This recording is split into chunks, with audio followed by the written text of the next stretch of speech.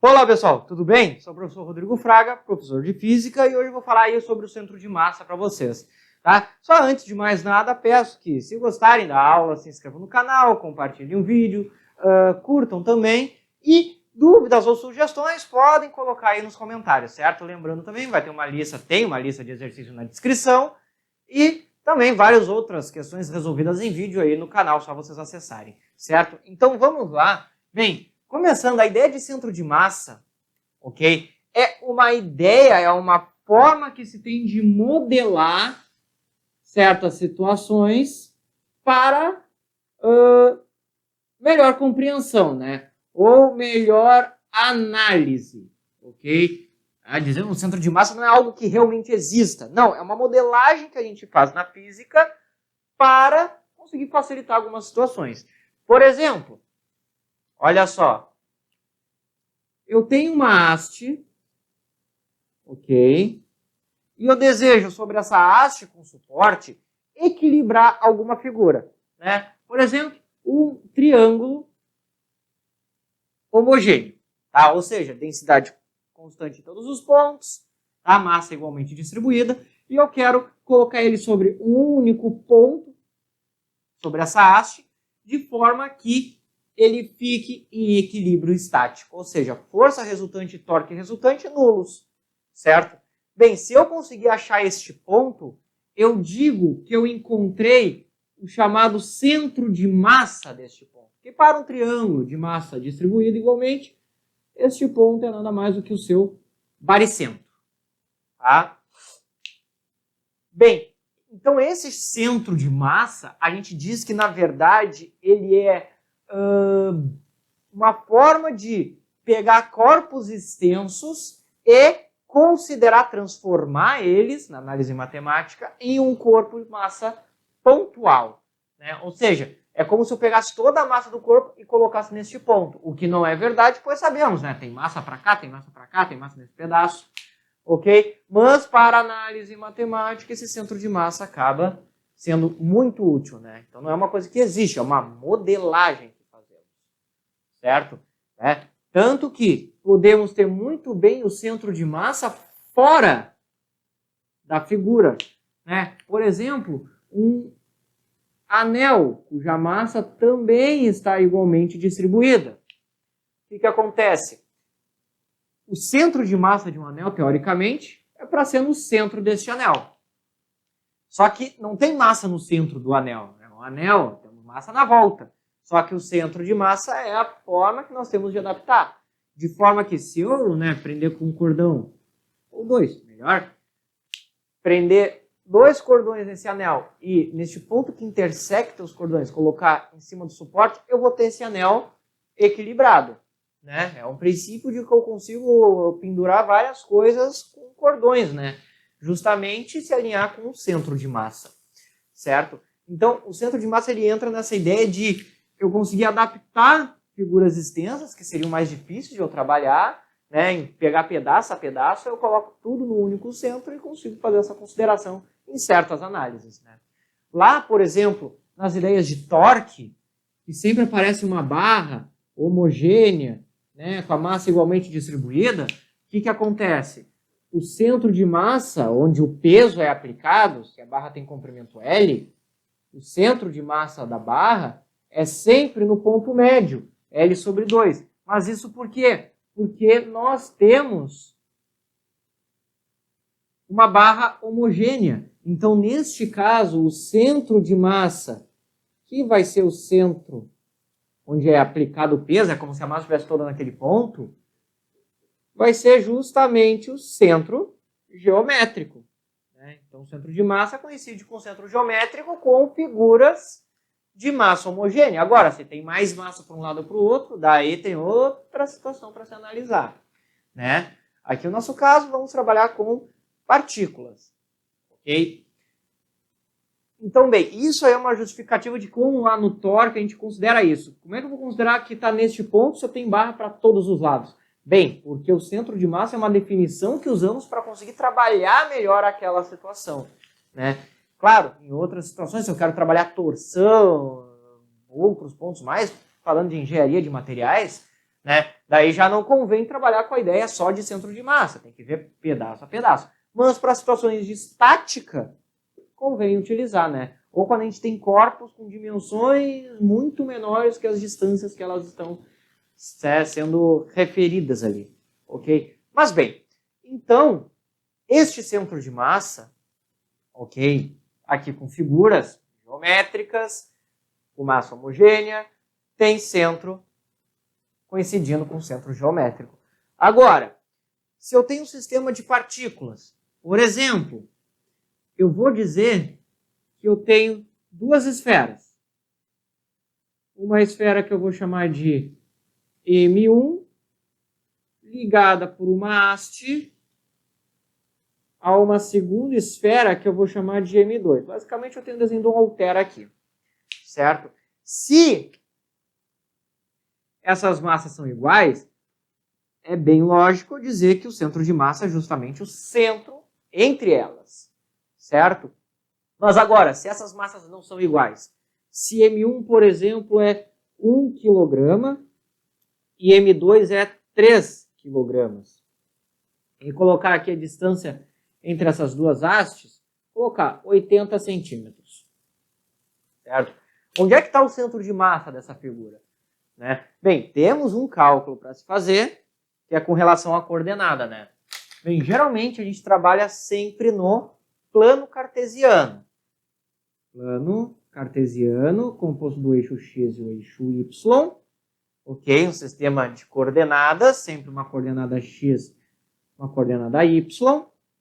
E bem, se esse x e esse y são os centros de massa da minha figura, bem, eu posso determinar através de um cálculo, tá? Usando esse aqui de exemplo, tá? E na maioria dos exemplos, nas questões sempre vai haver apenas um eixo a ser trabalhado. Com dois eixos, bem, seria um trabalho dobrado, mas aí, como a aula hoje é mais básica, né? Eu vou depois, posteriormente, desenvolver mais esse assunto. Isso aqui é mais para vestibulares em geral, né? Um trabalho mais rabuscado de centro de massa, daí já envolve vestibulares como o ITA, o IME, por exemplo, certo? Daí é necessário um trabalho maior. Então a gente vai ficar preso a uma dimensão, né?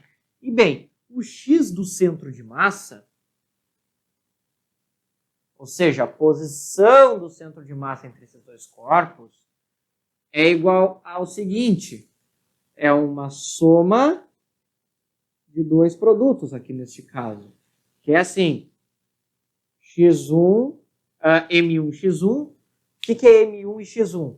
x1 é a posição x que a massa m1 se encontra. x2 é a posição x que a massa m2 se encontra. Divididos pela massa total, ou seja, soma das massas. Isso aqui é uma forma que eu tenho de calcular o centro de massa entre dois corpos, duas partículas ali. Agora, uma forma que eu tenho de trabalhar isso para um sistema de mais partículas é o seguinte: em vez de eu escrever soma de x1, m1, m1x1 mais m2x2 mais m3x3, eu simplesmente utilizo o símbolo de soma, né? Esse signo aqui é de soma. Soma de quê? MI/XI. O que é o I? É um índice. Daí, ou seja, soma de M1x1, M2x2 mais M3x3, por aí vai. Uma forma que se tem de simplificar isso aqui tudo. E embaixo a mesma coisa. Somatório de massas. Né? Então a gente bota um I, o índice. Somatório da massa. 1, 2, 3, 4. Né? Para Y, o cálculo é o mesmo, só que daí eu pegaria as posições Y. Mas como o intuito aqui não é trabalhar um x e y ao mesmo tempo, é só entender esse conceito aqui, vamos usar somente o x. Então, para aquela situação, o que nós teríamos? O x, ou melhor, como é que a gente resolveria aquela situação? Porque eu preciso de quê? Posição x. Eu não tenho a posição x, eu tenho a distância entre esses dois. Bem, tem uma maneira que eu posso realizar esse cálculo, que é o seguinte: eu vou colocar esses dois, esse sistema, essa haste, num plano cartesiano, veja que eu botei até num y diferente, tá? Onde as posições x1 e x2 sejam 30 e aqui, respectivamente, 110, né?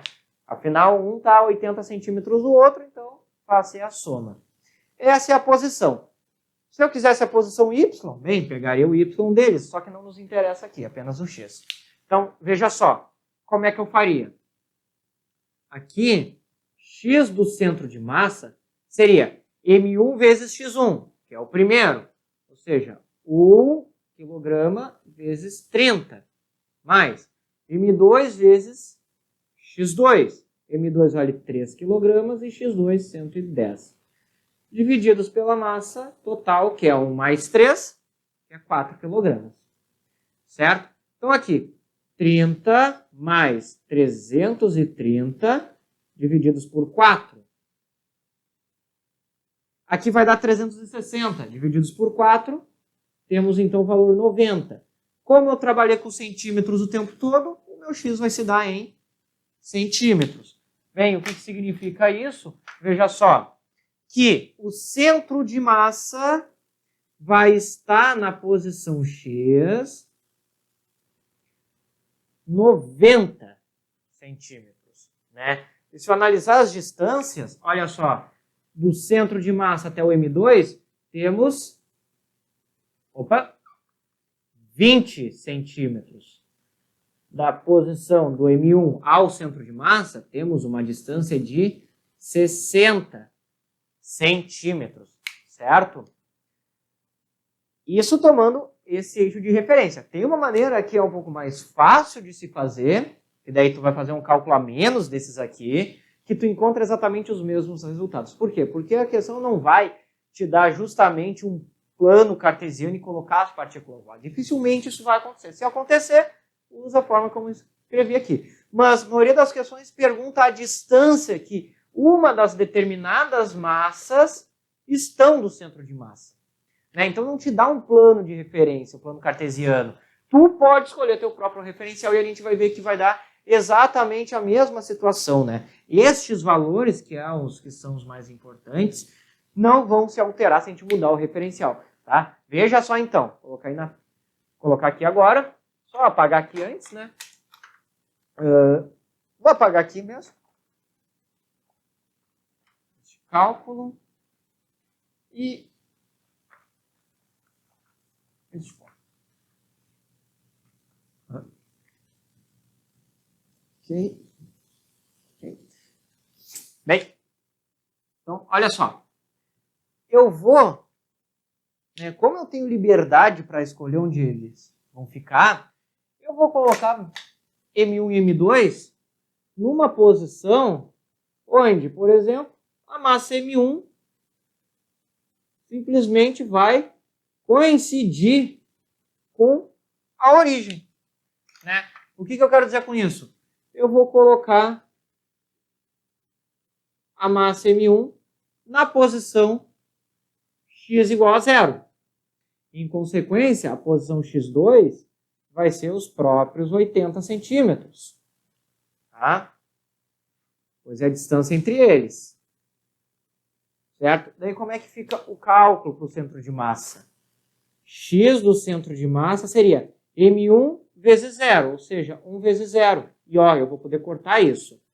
M2, 3 vezes 80. Embaixo, 4. Aqui então eu vou ter 240, porque aqui vai ser 0. 3 vezes 8, 24, divididos por 4. Então o x do centro de massa vai ser igual a 60. No caso, 60 centímetros. E veja aqui que 60 centímetros, a posição, que coincidentemente vai ser a distância que ele está de M1, neste caso 60, e aqui a distância que ele está de M2, que é 20 centímetros, certo? Então aqui é uma segunda forma que eu tenho de trabalhar o centro de massa. Então a posição do centro de massa, ele pode ser determinado dessa forma, colocando um dos corpos na posição 0, certo? que daí tu elimina um aqui para fazer o cálculo e tu já acha os valores, né, diretamente em função das próprias distâncias, certo? Outro ponto em relação ao centro de massa que é importante é com relação, né, deixa eu apagar esse pedaço aqui.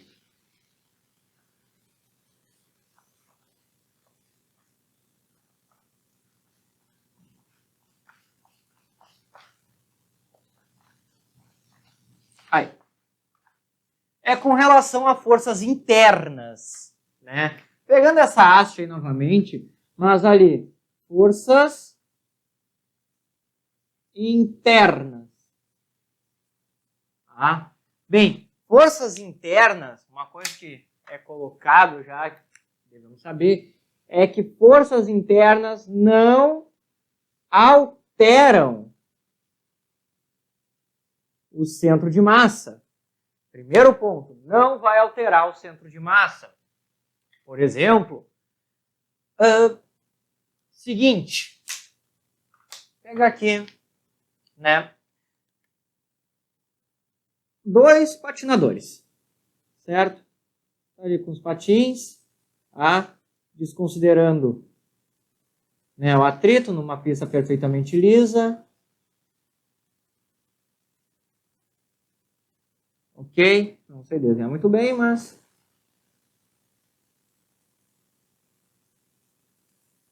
E o que acontece? Esses 2 patinadores vão se empurrar, né, inicialmente. Bem, pensando no sistema entre esses dois, posso dizer que aqui neste ponto está o meu centro de massa, né? Ponto em vermelho. Neste ponto em preto, eu vou colocar os centros de massas individuais de cada um deles. Eles se empurram, de forma que um vai provocar uma força sobre o outro. Terceira lei de Newton. De forma que, em um determinado tempo, vou fazer mais rapidinho aqui.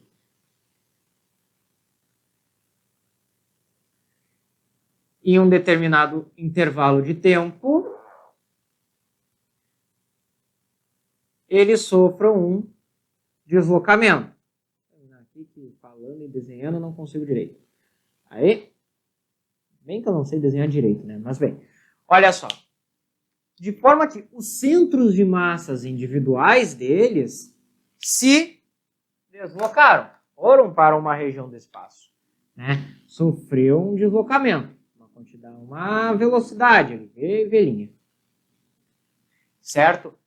Porém, este ato de empurrar um ao outro, de provocar essa força, esse para-ação e reação, foi uma força feita entre agentes do próprio sistema, né? Quem é o sistema? Os patinadores. Quem fez força? Patinador. Quem sofreu? Patinador. Então, as forças são feitas pelos próprios constituintes. Não é uma força vinda de fora. Por exemplo, a força da gravidade é uma força de fora do sistema, né? Atrito é uma força de fora do sistema. É provocado pela superfície. A superfície não faz parte do sistema dos patinadores, né? E, devido a isso, por essas forças serem internas, o centro de massa entre eles vai se manter, né? Ou seja, eu posso ter um deslocamento entre os constituintes do sistema, porém, se for através de forças internas, o centro de massa não muda. Vai mudar somente com a ação de agente externo, né? Um outro exemplo, pegando essa haste aqui, certo? Para finalizar aqui. Olha só, a haste, fazer a haste aqui, mais simplificado.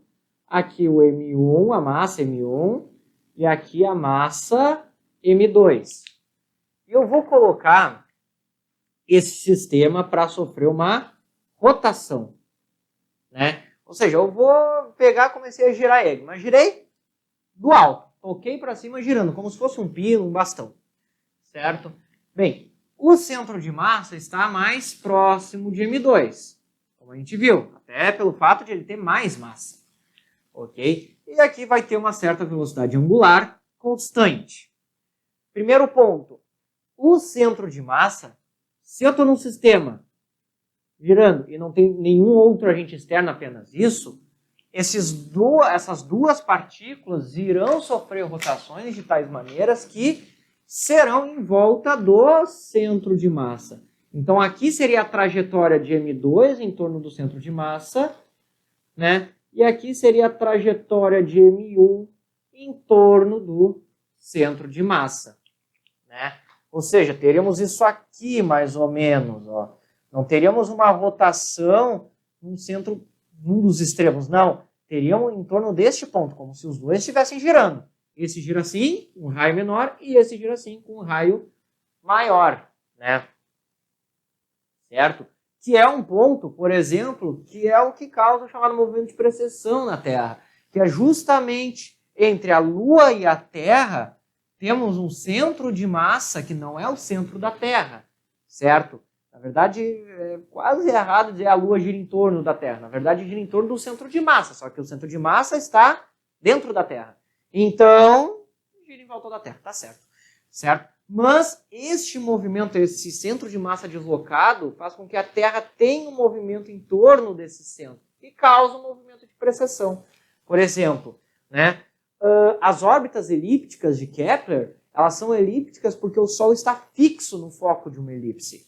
Só que, pelas leis de Newton, mais tarde, vê-se que essas elipses se dão por quê? Porque, na verdade, a Terra e o Sol giram em torno de um certo centro de massa.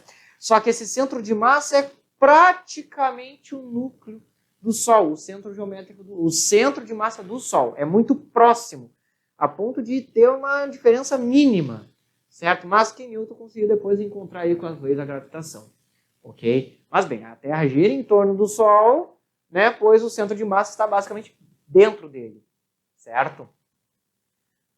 Bem, e isso aqui está sendo posto para girar. Caso eu deixasse isso em queda com a ação da força gravitacional, bem, o que a aceleração gravitacional faria?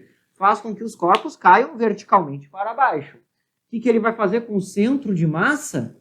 Vai fazer o centro de massa cair verticalmente para baixo, né?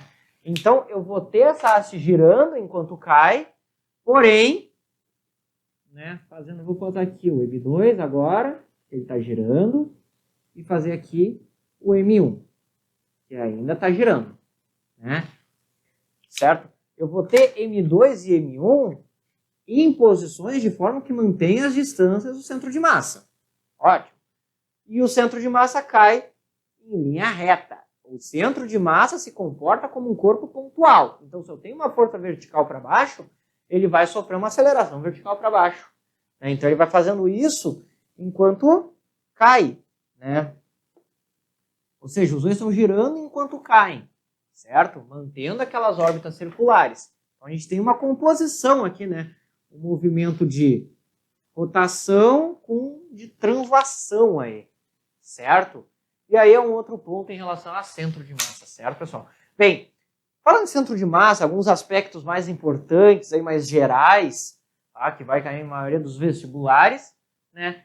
É isso. Assuntos um pouco mais complexos, que envolvem já mais de uma dimensão, x, y, envolva z, envolva, né, outras modelagens, daí ficará para vídeos posteriores. Mas bem, na descrição vocês têm alguns exercícios aí para praticarem. Lembrando que tem vários outros exercícios aí no canal, podem acessar. E como eu falei, se gostarem da aula, peço que curtam, se inscrevam, compartilhem e dúvidas ou sugestões podem colocar nos comentários, certo? Então, bem, desejo a vocês bons estudos e até a próxima!